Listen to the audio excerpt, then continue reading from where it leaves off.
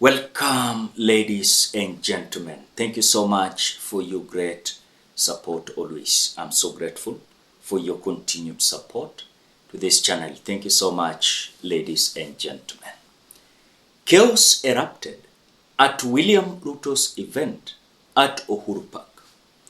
And this event was for climate works. Now, youths decided to boo leaders over delayed climate works jobs as tension peaked as PS Raymond Omolo was blocked and forced to leave the Uhuru Park Stadium. And so the 20,000 peak as PS Raymond Omolo is blocked from leaving, then the recruitment turned rowdy and nothing was done, and even youths walikuwa wanakunywa soda, zile walikuwa wanaletea wageni, sijui wanaleta magari, watu walikunywa yote, watu wakivurutana pale, and even leaders were forced to leave.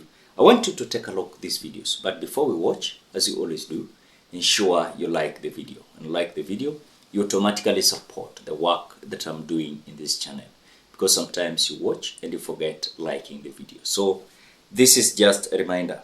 As you watch, please consider liking the video. Thank you so much for that like.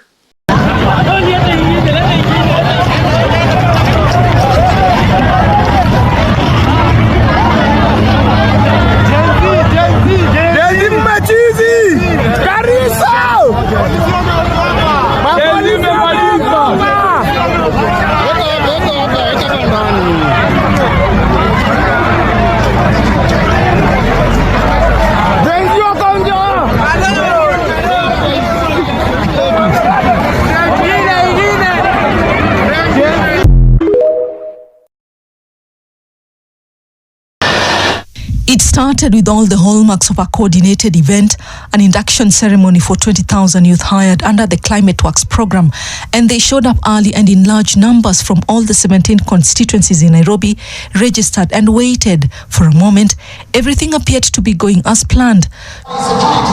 Shortly after, things went from calm to chaotic. Leaders struggled to address the crowd. Relax. CEO Dr. Mercy Mwangangi, one of the officials who showed up, also had a hard time addressing the youth. She was booed and jeered. With tension speaking, youth turned on organizers. Political leaders left the venue under pressure. Some, like the Principal Secretary for Interior and National Administration, Raymond Omolo, found it hard to leave the venue.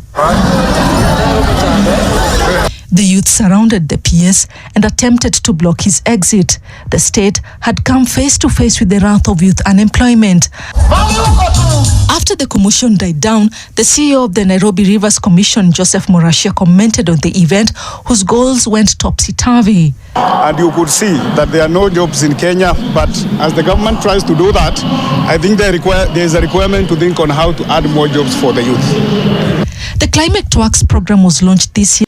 Now, this is what happened during the climate event that was organized by William Ruto's administration, as they expected 20,000 recruitment, as millions of young youths stormed the Uhuru Park Stadium. This shows a clear indication that we are having a big problem of course, unemployment. Unemployment is like a disease. Unemployment is like a disease now. Because the moment you will even advertise one job, just today, just advertise for secretary jobs. Just try and see. You'll see thousands of youths applying for that job. If they realize it is genuine, wacha ile ya kutembea na vijiko na vikombe kwa streets, I can tell you, they can turn in large numbers to apply, of course, because of that job. So when this was called, millions and millions of youths stormed the Uhuru Park. And so then, when they went there, walikuwa meanza rhetoric stories. Ati oh there, or this, or that. So the young youths decided, we are not going to listen to them. Hii soda yao wanaletewa kukunywa hapa, ndio tunadeal nayo. Are you getting that? Hii soda wanaleta na pickups. Ati maimpisu wa viongozi wakunywe, ndio tunakunywa. Vijana waliingia, hata polisi walikuwa na watch stranded, watching and seeing whatever was happening. Walikuwa stranded. And it was very shocking.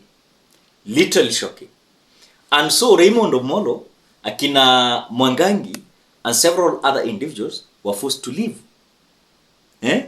Were forced to leave. Now, William Ruto has not realized something very crucial. How can you create jobs for these youths? How can you create jobs for these youths? If you are just talking, giving them history, giving them stories about other countries, how they have succeeded, why should the government of the day waste a lot of their time showcasing how other countries are succeeding, yet the government itself has no capability of literally showing that they can create job opportunities? Are you listening to that? So, wakati wanaitwa pale, wanajaa hata saa hii. Ebu sema ati wale youths wenye hawajakuwa employed, tukutane Kasarani Stadium. Watajaa pale. Believe me 100%. Ati beba CV yako. Hata wengine watatravel kutoka hata Nakuru, wengine watatoka Mombasa, wengine watatoka Kisii, wengine watatoka Siaya, Kisumu, wengine watatoka Murang'a, Kiambu, Machakos, Makueni, just for that job. Just for that job. But serikali haoni hiyo kitu. Umejua, a government cannot employ hawa vijana wote. Cannot. Na kama William Ruto hivyo ndiye anajidanganya completely.